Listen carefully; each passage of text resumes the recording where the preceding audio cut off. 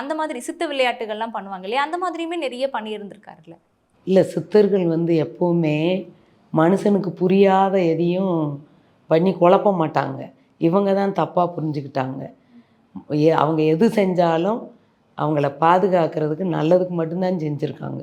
அவங்க அனாவசியமாக அவங்களோட சக்தியை காட்டணுன்றதுக்காகலாம் எந்த அதிசயமும் அப்படியெல்லாம் பண்ண மாட்டாங்க.